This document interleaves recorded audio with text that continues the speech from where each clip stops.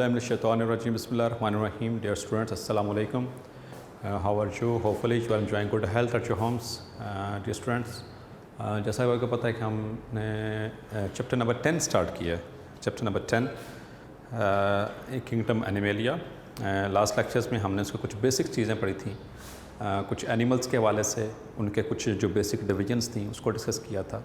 ठीक है, मेटाजोन्स and protozoans, और फिर उसके बाद मेटाजोन्स के आगे हमने पढ़ा था यू मेटाजोन्स एंड पैराजोन्स, उनके आगे डिफ्रेंसिएशन हमने लास्ट में पढ़ी थी. और उसके अलावा फिर हमने ग्रेड रेडिएटा और ग्रेड बायलेट्रा, इन दोनों को डिटेल से डिस्कस किया था. आज का जो लेक्चर है इसमें हम एक बहुत इम्पोर्टेंट क्वेश्चन है, दैट इज़ प्रोटोस्टोम्स एंड ड्यूट्रोस्टोम्स. ठीक है, ये हमारे बुक के पेज नंबर 169 के ऊपर ये दिया हुआ है टॉपिक, सीरीज प्रोटोस्टोमिया.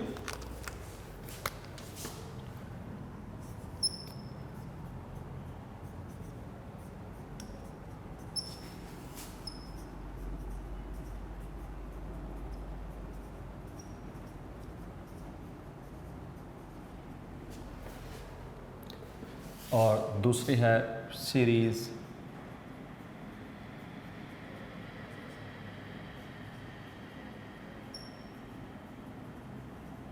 ड्यूट्रोस्टोमिया या ड्यूट्रोस्टोम्स.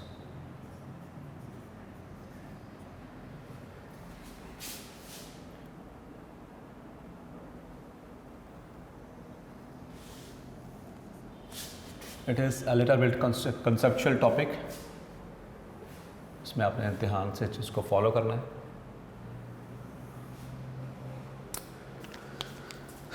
तो एनिमल्स के अंदर जो बेसिकली जो हमने क्लासिफिकेशन पढ़ी थी, और क्लासिफिकेशन के हवाले से हमने दो तरह की जो बेसिक चीज़ें पढ़ी थी मेटाजोन्स के अंदर, एक पैराजोन्स और एक यू मेटाजोन्स.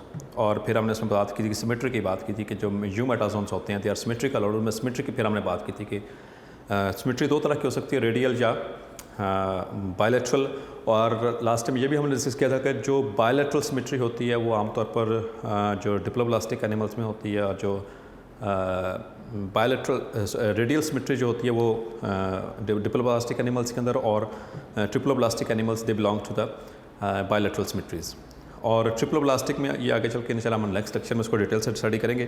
तो उससे आगे अगला जो नेक्स्ट इंपॉर्टेंट ये टॉपिक है, that is series protostomia and deuterostomia. इसमें फर्स्ट लाइन ये थोड़ा सा समझने वाला है, इसलिए इसमें बुक के साथ साथ इसके पॉइंट्स को आपको क्लियर करूँगा. The first point is the cleavage और division of the zygote is spiral and determinate.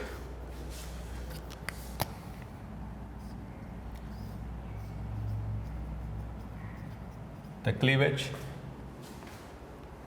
or division of zygote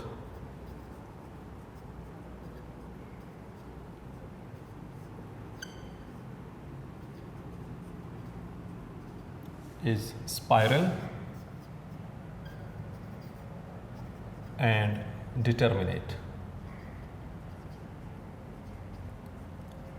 while the series deuterostomia, the cleavage और डिवीजन यानी सेल डिवीजन की बात हो रही है of zygote is radial and indeterminate. So this is our today's first point.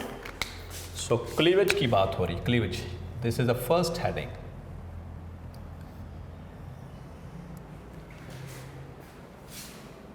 First point of discussion,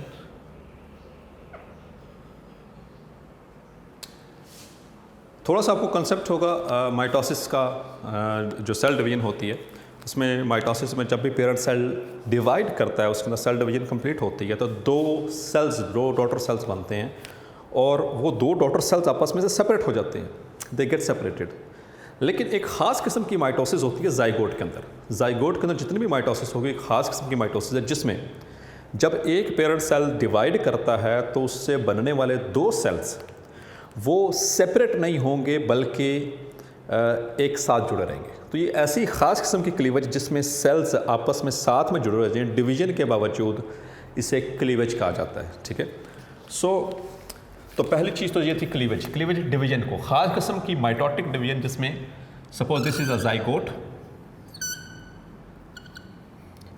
तो इसमें जो फर्स्ट डिवीजन होगी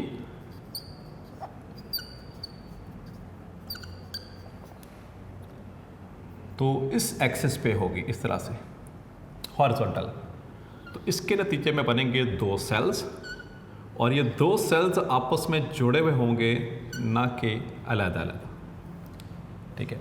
और फिर सेकंड में माइटोटिक डिवीजन होगी, वो भी इसी प्लेन पे होगी इस तरह से हॉरिजॉन्टल प्लेन पे, और इससे अल्टीमेटली बन जाएंगे 4 सेल्स। तो यहाँ पर आप देख सकते हैं डायग्राम के अंदर भी यही मैंने शो करने की कोशिश की है कि यहाँ पर जो सेल्स हैं वो आपस में जुड़े हुए हैं, ठीक है, ये अलग नहीं होते। तो ये ख़ास किस्म की जो उससे डिवीजन होती है, जो माइटोसिस होती है, जिसमें कि सेल साथ जुड़े रहते हैं, that is called as cleavage. तो ये फर्स्ट डिवीजन और ये सेकंड डिवीजन।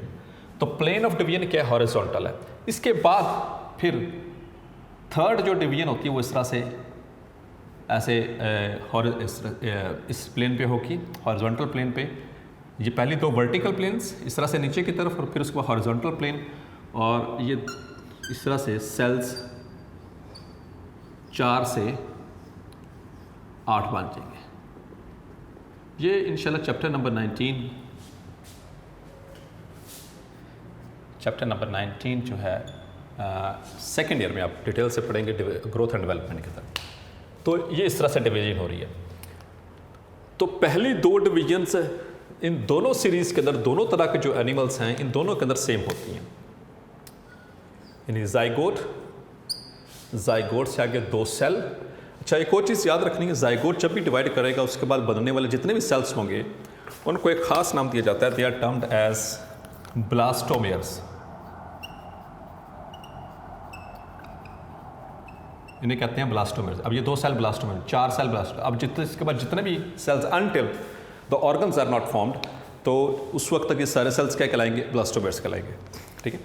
तो पहली 2 डिवीजन्स दोनों के अंदर सेम होती हैं, एक ही प्लेन के ऊपर, यानी कि वर्टिकल प्लेन के ऊपर होंगी इस तरह से, इस डायरेक्शन में। और उसके बाद जो थर्ड ऐसे वो होगी हॉरिजॉन्टल, और उसके बाद फिर ये रेगुलर हो जाती है। तो मकसद बताने का ये पहले 2 इस तरह से। लेकिन इससे पहले एक और चीज़ समझाता चलूँ। ये एक सेल है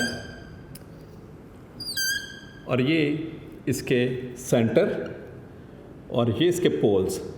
तो यहाँ से जो डिवीजन हो रही है इस तरह से सेंटर से रख के, सेंट्रल एक्सिस से रख कर, ठीक है। अच्छा, एक चीज़, इस ये जो सी सेंटर के अंदर जो लाइन पास करती है बिल्कुल सेंटर में, जो 2 पोल्स अपोजिट पोल्स के दरम्यान में होगी, इसे कहते हैं, this line is termed as, और this plane is termed as polar axis. इसे पोलर एक्सिस कहा जाता है, क्लियर। तो इन दोनों डिवीजन्स में फ़र्क है। ये 2 तरह के जो एनिमल्स हैं, प्रोटोस्टोम्स एंड ड्यूट्रोस्टोम्स, इनकी जब क्लीवेज होती है ज़ाइगोट में तो उनमें फ़र्क आ जाता है। फ़र्क इस तरह से होता है कि जो प्रोटीरोस्टोम्स हैं, यानी कि प्रोटोस्टोमिया से बिलोंग करने वाले इस सीरीज से, उनके अंदर जो ज़ाइगोट के अंदर क्लीवेज है वो होती है स्पाइरल। अब इस स्पाइरल का क्या मतलब है, तो ये मैं सिर्फ अभी आपको समझाया कि पोलर एक्सिस का मतलब। स्पाइरल का मतलब ये है कि ये ज़ाइगोट है,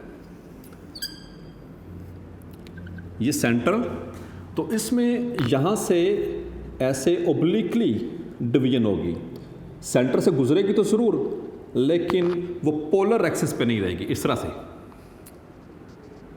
लाइक दिस, इस तरह से, ठीक है। तो ये पहली 2 डिवीजन्स दोनों के अंदर सेम है। 3rd से 4th डिवीजन के ऑनवर्ड ये ऐसा काम शुरू हो जाता है कि इसमें इस स्पाइरल फैशन के अंदर इस तरह से ये, तो यहाँ पर देख सकते हैं कि सेल्स की जो सी डिवीजन है वो अनइक्वल हो जाएगी, ठीक है।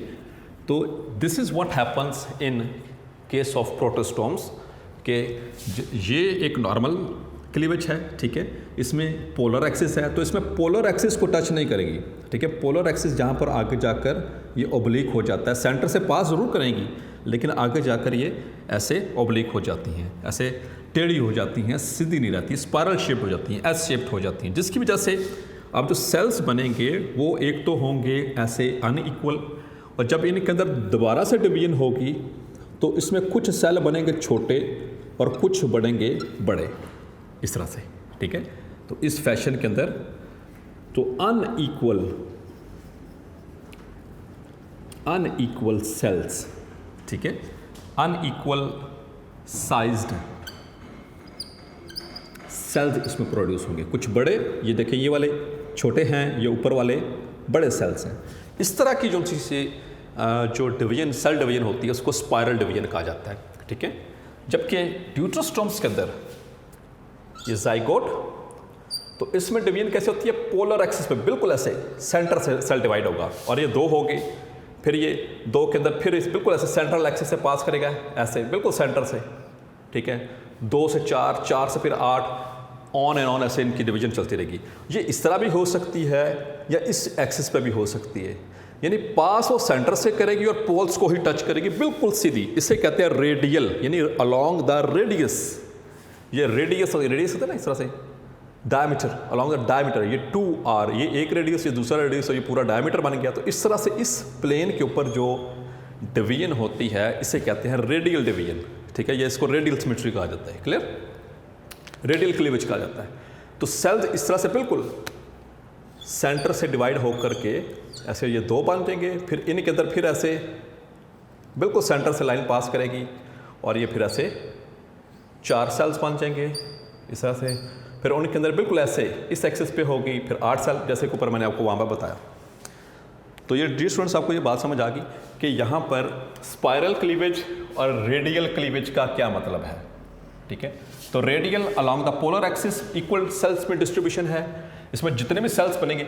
अब इसकी एक और चीज़ ध्यान रखनी है, ये 4 सेल्स जब डिवाइड होंगे तो ऐसे 8 हो जाएंगे, 8 से फिर 16 होंगे। तो इस तरह से लेयर बाय लेयर ऊपर से नीचे की तरफ ये लेयर्स बनना शुरू हो जाती हैं इस तरह से इनके अंदर, क्लियर। इन लेयर्स को कहा जाता है टायर्स, इनके अंदर टायर्स बनते हैं in case of the radial cleavage. ये आगे बाकायदा तौर पर पूरा एक इम्पॉर्टेंट शॉर्ट क्वेश्चन है, पेज नंबर 170 के ऊपर दिया गया है, आप देख सकते हैं अपनी बुक्स के अंदर, पेज नंबर 170 पे स्पाइरल एंड डिटर्मिनेट क्लीवेज। जब इसको मैं थोड़ा रीड करके मैं समझाता हूँ, ये तो पहले बेसिक कंसेप्ट आपको दे दिया सिर्फ इसके हवाले से। अभी एक पॉइंट रहता है, ये इनडिटर्मिनेट और डिटर्मिनेट वाला मैं बाद में समझाता हूँ, पहले इन चीज़ों को हम क्लियर कर लें। सो स्पाइरल एंड डिटर्मिनेट, बहुत कम टॉपिक्स ऐसे हैं जो कि मैं बुक से रीड करके आपको बताऊंगा। उससे रीज़न क्या होती है कि उसमें चंद एक ऐसी वर्डिंग और लाइन ऐसे इस्तेमाल हो होती हैं जो कि आपको याद करने के दौरान जो है वो उसमें आपको कन्फ्यूजन हो सकती है। तो इसलिए ये वाला टॉपिक थोड़ा सा बुक से पढ़ने वाला आज का जो टॉपिक है। A spiral and determinate cleavage is that in which the lines और planes of cleavage are not symmetrical between the poles. तो lines of cleavage are not symmetrical between the poles, यानी कि पोल्स के दरमियान symmetrical नहीं है, centre से गुजर रही हैं लेकिन इक्वल नहीं, आगे जाके ओब्लिक हो जाती है, इसका मतलब ये हुआ। Instead these are diagonal to the polar axis. Diagonal समझते हैं ना, किसे कहते हैं इस तरह से, इस चीज़ को कहते हैं डायगोनल, ऊपर और नीचे इस तरह से। तो ये डायगोनल रिलेशन इस तरह से बनेगा, diagonal to each other, clear. Diagonal to the polar axis and produce unequal cells. और ये भी मैंने आपको बताया कि इसमें जो सेल्स होंगे वो अनइक्वल साइज, ये मैंने प्रोमिनेंट करके लिखा कि ये कुछ छोटे सेल्स बनेंगे इसके डिवीजन के नतीजे में, कुछ बड़े सेल्स बनेंगे, अनइक्वल साइज सेल्स बनेंगे।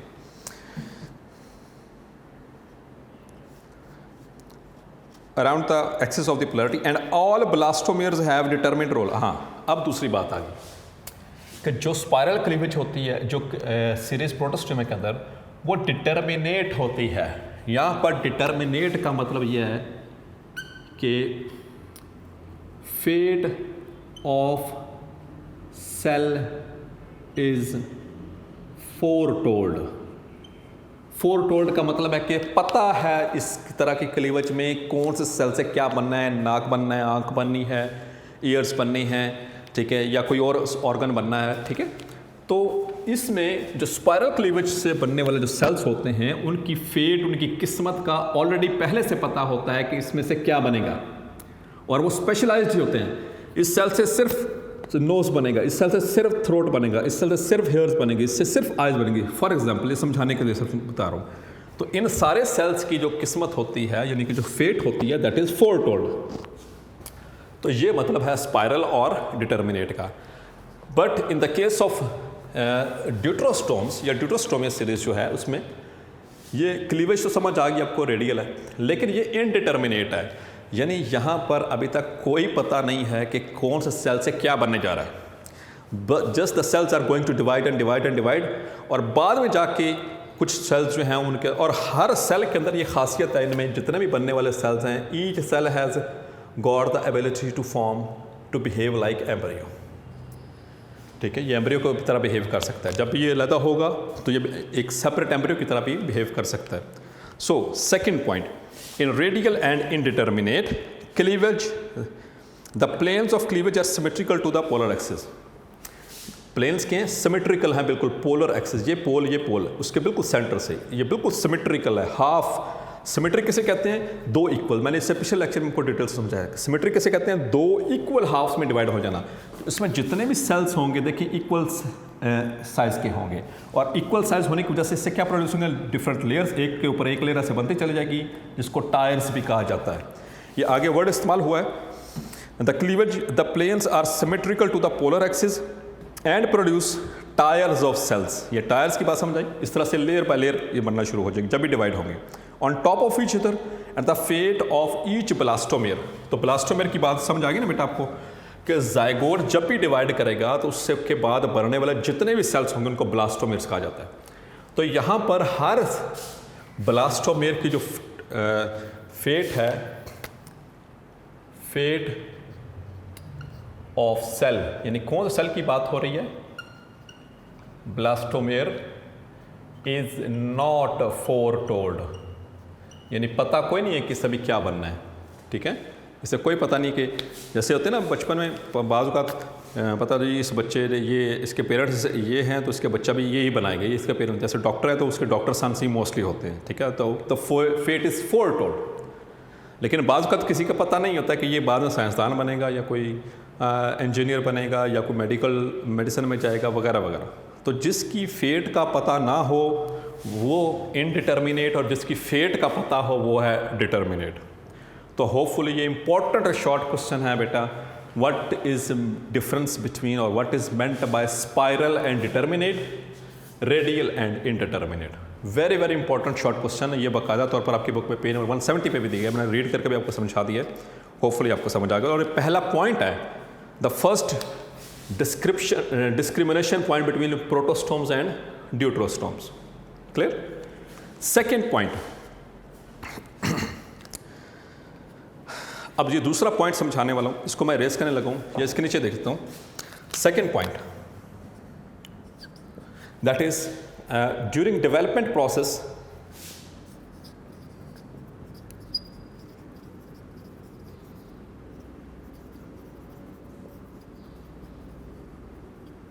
the mouth is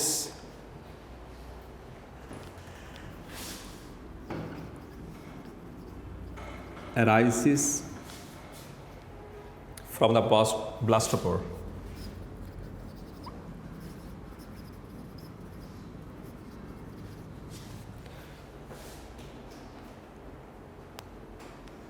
और यहाँ पर second point,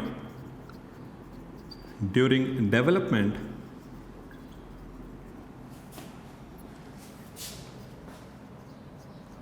process anus arise from blastopore। तो सेकेंड पॉइंट, सो आपके लिए बहुत नया वर्ड है, व्हाट इज ब्लास्टोपोर, ये आपको नहीं पता इसमें, ये वाला पॉइंट। तो पहले तो आपको ब्लास्टोपोर का पता होना चाहिए, उसके बाद फिर आपको पता चलेगा कि ब्लास्टोपोर से इन दोनों में डिफरेंस क्या है, कि इसमें ब्लास्टोपोर से माउथ बन रहा है और उसमें ब्लास्टोपोर से एनस बन रहा है। ठीक है, तो ये हमारे जो डाइजेस्टिव सिस्टम होता है ये उसकी बात हो रही है। हमारे जो डाइजेस्टिव सिस्टम एनिमल्स के अंदर माउथ, और जो एंटीरियर एंड होता है वो माउथ कहलाता है और पोस्टीरियर एंड जो होता है वो एनस कहलाता है।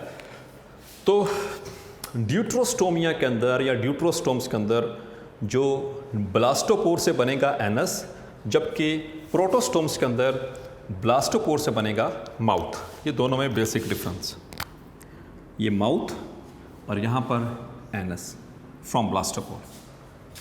ठीक है, तो अब question is what is blastopore. So dear students look at this. तो ये जाइगोट के अंदर डिवीजन होती है। अब मैं इसको डायरेक्टली आगे 2-3 प्रोसेस बना के बता रहा हूँ। इसमें इस तरह से 2 लेयर्स बन जाती हैं।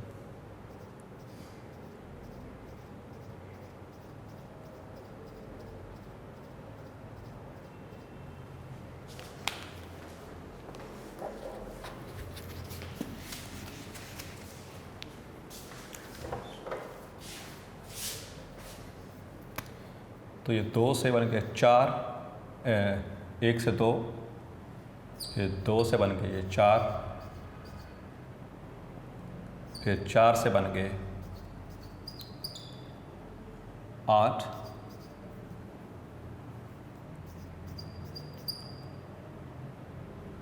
फिर 8 से ये बन जाएंगे 16।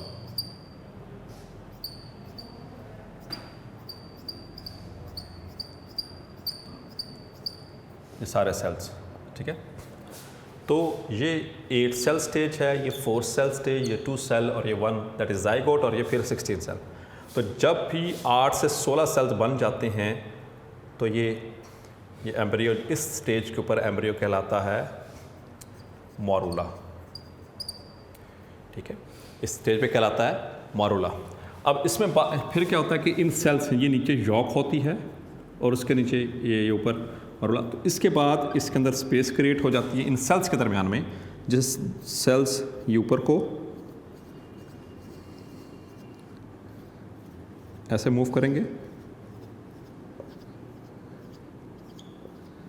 ये सारे सेल्स हैं वही जो बने थे, इनके अंदर डिवीजन हो रही है और इनके अंदर एक ये स्पेस क्रिएट हो जाती है, ये वाली।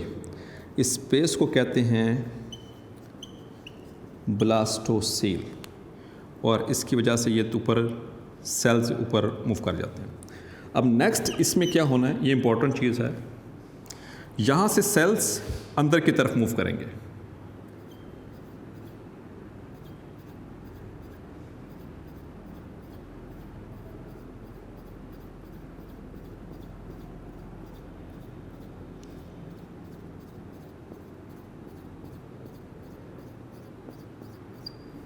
इस तरह से, और 2 लेयर्स बन जाएंगी। ये ऊपर एपीब्लास्ट, इसको एक्टोडर्म, और ये एंडोडर्म। और ये यहाँ पर जब इनवर्ड को मूव किए 2 लेयर्स बन गई, उसके बाद क्या होता है कि कुछ एनिमल्स के अंदर ये दरमियान वाली जो स्पेस है ये फिलअप हो जाती है मीज़ेनकाइम से। ये नॉन सेलुलर पोर्शन है और फिर और कुछ ऑर्गेनिजम्स के अंदर जो है ये 3 लेयर्स बन जाती हैं।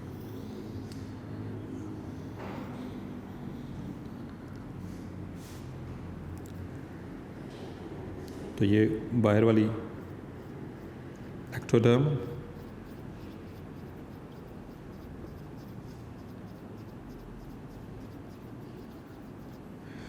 ये एंडोडर्म, ये वाली एंडोडर्म, और दरमियान में भी फिर एक लेयर बन जाती है कुछ ऑर्गेनिजम्स के अंदर इस तरह से। अब जो दरमियान में जो लेयर बनी है जो आपको नज़र आ रही है ग्रीन कलर में, this is called as mesoderm. Clear, this is mesoderm. अब इस मीज़ोडर्म से आगे क्या बनना है, तो ये बेटा कुछ बेसिक डेवलपमेंटल कुछ प्रोसेस है। जाइगोट से 2 ब्लास्टोमेर, 4 ब्लास्टोमेर, 8, फिर उसके बाद मारूला के बाद जब इनके अंदर कैविटी क्रिएट हो गई तो इसे कहते हैं ब्लास्टूला, और उसके बाद ये जो उनकी कंडीशंस हैं इसे कहते हैं गैस्ट्रूला, जिसमें ये जर्मिनल लेयर्स बन जाती हैं मीज़ोडर्म, एंडोडर्म और एक्टोडर्म। अब इससे ऑनवर्ड क्या होना है, यहाँ तक आपको क्लियर हो गया। अब इसको मैं रेस करके उधर अगली बात समझाने लगा ब्लास्टोपोर की। तो ये तभी समझ आनी है जब आपको ये बेसिक पॉइंट्स इसके पता होंगे। तो अब मैं इन सिर्फ लाइंस के ज़रिए लेयर्स को शो करने लगा। तो ये एक्टोडर्म,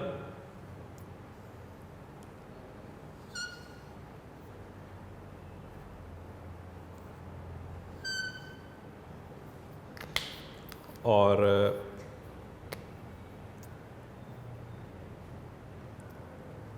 ये अंदर उसके एंडोडर्म, और ये अब मेसोडर्म। अब मेसोडर्म कैसे बननी है देखिएगा। कुछ एनिमल्स के अंदर जब ऐसे अंदर की तरफ मूव करेगी, हमारे बुक के अंदर डायग्राम भी है,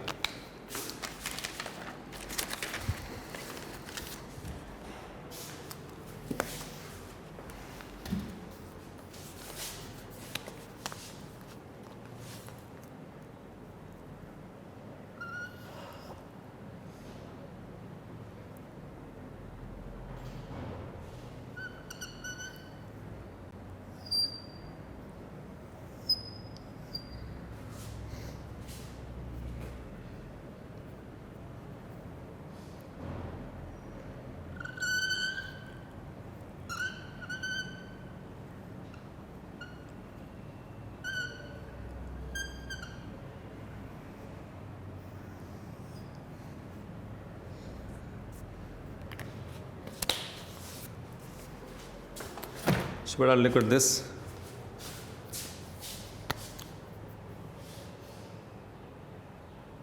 ये सेल्स हैं सारे,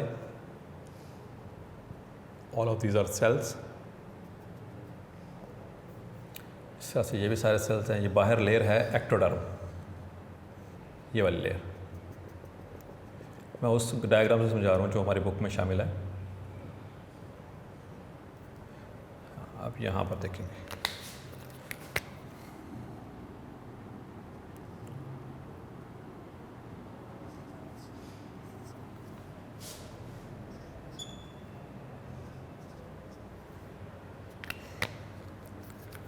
so this is called as archenteron. ये एक कैविटी होती है जो कि बनती है गट की। हमारी जो गट होती है, जैसे हमारा डाइजेस्टिव सिस्टम माउथ, और फिर उसके बाद आपने वो अपना डाइजेस्टिव सारा सिस्टम, ये सारी अंदर स्पेस है। तो ये आर्केंटीरॉन ये बेसिकली गट कैविटी कहलाती है। आर्केंटीरॉन ये हमारी गट, इससे हमारी गट बनेगी, ये हमारा डाइजेस्टिव सिस्टम बनेगा। ये भी आर्केंटीरॉन है। ये बाहर ectoderm. So in case of, ये नेक्स्ट पॉइंट भी देख लीजिएगा, प्रोटोस्टोम्स। तो जब ये लेयर्स अंदर की तरफ ऐसे इन्वेजिनेट करती हैं तो उधर एक पाउच बन जाता है। उस पाउच को कहते हैं, उस कैविटी को कहते हैं आर्केंटीरॉन या गट कैविटी। इन दोनों के अंदर बन गया। ये तीनों लेयर जब बन रही होती हैं तो उसमें ये जो सी अंदर इनवर्ड पाउचिंग होती है, ये जो सी, इसे कहते हैं ब्लास्टोपोर। ये जब एक्टोडर्म अंदर की तरफ, एंडोडर्म मूव करती हैं, अंदर की तरफ ऐसे मूव करेंगी, तो यहाँ पर ये आर्केंटीरॉन बाहर एक कैविटी के ज़रिए कनेक्ट हो जाएगी। इसे कहते हैं ब्लास्टोपोर। और इस ब्लास्टोपोर, इस जो प्रोटोस्टोम्स हैं, इस ब्लास्टोपोर से उनका बनेगा माउथ, जबकि यहाँ पर इस ब्लास्टोपोर से उसके बाद जो बनेगा एनस। ठीक है, यहाँ पर इससे आगे माउथ, इससे ब्लास्टोपोर से, और इसके अंदर इस ब्लास्टोपोर से बनेगा एनस। क्लियर? सो ये चीज़ जो सेकंड पॉइंट था कि during development process mouth arise from blastopore. तो ब्लास्टोपोर ही कहाँ से बन रहा है? पहले जाइगोट, जाइगोट से आगे फिर ब्लास्टो में 2, 4, 8, 10, फिर 8 के बाद 16, फिर ये जर्मिनल लेयर्स बनी। गैस्ट्रुलेशन, गैस्ट्रुलेशन के बाद क्या होता है कि ये अंदर की तरफ इन्वेजिनेट होते हैं सेल्स। ठीक है, एक्टोडर्म से अंदर की तरफ इन्वेजिनेट होते हैं और एक कैविटी बन जाती है। इस कैविटी को कहते हैं आर्केंटीरॉन। तो इसके जब अंदर की तरफ इन्वेजिनेट होते हैं तो ये बाहर जो ऐसे पोर बन जाता है, सुराख बन जाता है, जो ये स्पेस बन जाती है, इसे कहते हैं ब्लास्टोपोर। और इस ब्लास्टोपोर, यही ब्लास्टोपोर बाद में प्रोटोस्टोम्स के अंदर बनाएगा माउथ, इसी से माउथ बनेगा। जबकि ड्यूटरोस्टोम्स के अंदर इससे एनस बनेगा और माउथ आगे चल के बनेगा, क्लियर, ओ दूसरी स्पेस से बनेगा। सो ये second point. Now the third point, the coelom और body cavity is formed from the splitting of mesoderm. यहाँ पर पहली चीज़ तो ये देखनी है कि मेसोडर्म क्या है। ये रेड वाली जो आपको लेयर नज़र आ रही है ये मेसोडर्म है, ये endoderm, ectoderm, this is endoderm, ये बाहर एक्टोडर्म बताई थी, और यहाँ से ये जो ऊपर रेड वाली नज़र आ रही है ये है मेसोडर्म। ये तीसरी लेयर जो मैंने आपको बताई थी गैस्ट्रोलेशन बन रही है मेसोडर्म। और मेसोडर्म के अंदर ये देखें स्पेस है, इस स्पेस को कहते हैं सीलोम। सीलम भी कहते हैं या सीलोम कहा जाता है, ठीक है। ये किससे बन रही है? ये मेसोडर्म के स्प्लिट करने से बन रही है इनके अंदर सीलोम। जबकि यहाँ पर इन केस ऑफ ड्यूट्रोस्टोम्स, यहाँ पर देखेंगे coelom is developed as out pouching of archenteron. तो ये आर्केंटिरॉन थी, ये बाहर को यहाँ पर ये आउट पाउच बनाए, यहाँ पर छोटे छोटे सैग बना दे बाहर की तरफ निकल कर ये वाले, तो यहाँ पर ये सीलोम बन रही है। और सीलोम बनती किसके दरमियान में है? It is formed between the mesoderm. जब मेसोडर्म की लेयर्स स्प्लिट करती, मेसोडर्म स्प्लिट करती है, ये मेसोडर्म है सपोज, ये मेसोडर्म जब ये स्प्लिट करेगी मतलब इसके दो लेयर्स बनेंगी तो दरमियान में जो कैविटी बननी चाहिए उसे कहेंगे सीलोम। तो जो सीलोम हमेशा याद रखिएगा, आगे चल के ये डिटेल आएगी इसकी क्लासिफिकेशन में कि सीलोम किसे कहते हैं? The cavity formed by the splitting of mesoderm. जो तीन जर्मिनल लेयर्स होती हैं, बाहर वाली एक्टोडर्म, अंदर वाली एंडोडर्म, और उसके दरमियान में एक लेयर बनती है मेसोडर्म। मेसोडर्म के स्प्लिट करने से उसके दरमियान में जो स्पेस क्रिएट होती है that is called as coelom, ठीक है। तो यहाँ पर सीलोम कैसे बन रही है ये देख सकते हैं यहाँ पर आप, ठीक है, यहाँ पर मेसोडर्म के स्प्लिट करने से। जबकि यहाँ पे ये केस है ड्यूट्रोस्टोम्स का और ये केस है प्रोटियोस्टोम्स का। तो प्रोटियोस्टोम्स में मेसोडर्म स्प्लिट करने से, जबकि यहाँ पर ये आर्केंटिरॉन के आउट पाउचिंग से बनी है सीलोम। ये third point. Now the fourth point. अच्छा, इसी में ये डेफिनेशन भी है, शॉर्ट क्वेश्चन के हवाले से इंपॉर्टेंट है। सीलोम और body cavity is formed due to splitting of mesoderm. अभी मैंने आपको समझाया, अगर मेसोडर्म के स्प्लिट करने से सीलोम बने तो इसे कहते हैं शाइजोसीलस। इस कंडीशन को क्या कहते हैं? शाइजोसीलस। और अगर आर्केंटिरॉन के आउट पाउचिंग से बने तो ये कहलाती है एंटेरोसीलस। यहाँ पर ये दो ब्रैकेट्स के अंदर भी आपके दिए गए, ये बुक आपके सामने रखनी है 169 पे। Point number 3, coelom is developed as an out pouching of archenteron. Archenteron को समझ आ गया, जो गट बन रही है, स्पेस बनती है। जब ये लेयर्स अंदर की तरफ इन्वेजिनेट करती हैं तो यहाँ पर एक स्पेस बन जाती है, कैविटी बन जाती है। उस कैविटी को कहते हैं आर्केंटिरॉन, जिसको गट कैविटी कहते हैं। इसी हमारी माउथ के अंदर जो स्पेस है ये इसी से बनी है, इस आर्केंटिरॉन से ही बनी है, क्लियर। आर्केंटिरॉन ये वाली। तो अगर आर्केंटिरॉन के स्प्लिट करने से, इसके आउट पाउच होने से ये सीलोम बने तो इसे एंटेरोसीलस कहेंगे। और अगर ये मेसोडर्म तीसरी लेयर के स्प्लिट करने से बने तो ये शाइजोसीलस। ये भी इंपॉर्टेंट शॉर्ट क्वेश्चन है। Point number 4, mesoderm is derived from the cells on the interior lip of blastopore.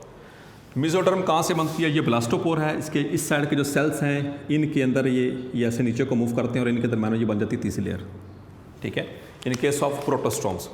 while in case of deuterostomes mesoderm is derived from the wall of developing gut।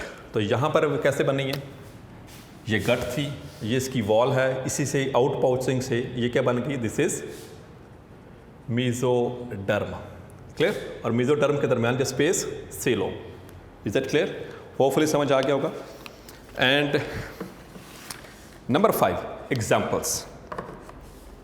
तो examples के point of view से बेटा याद रखना है, इसमें ये 4 point हो गए एग्जाम्पल्स में। Number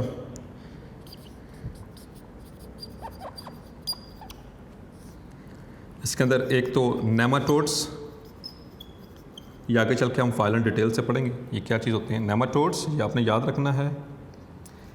annelids,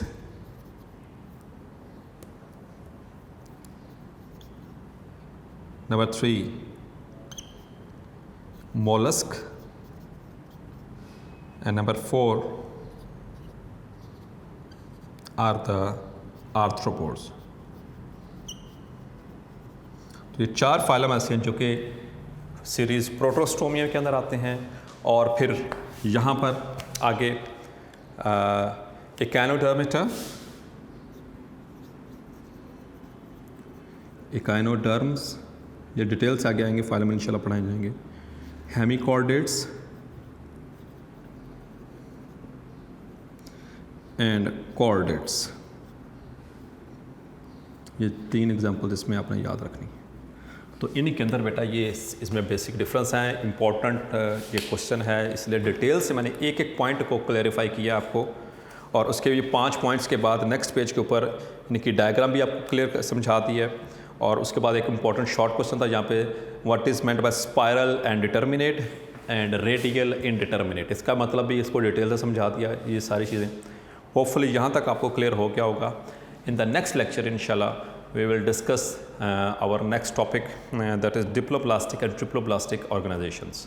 Up till then, Allah Hafiz. Thank you very much.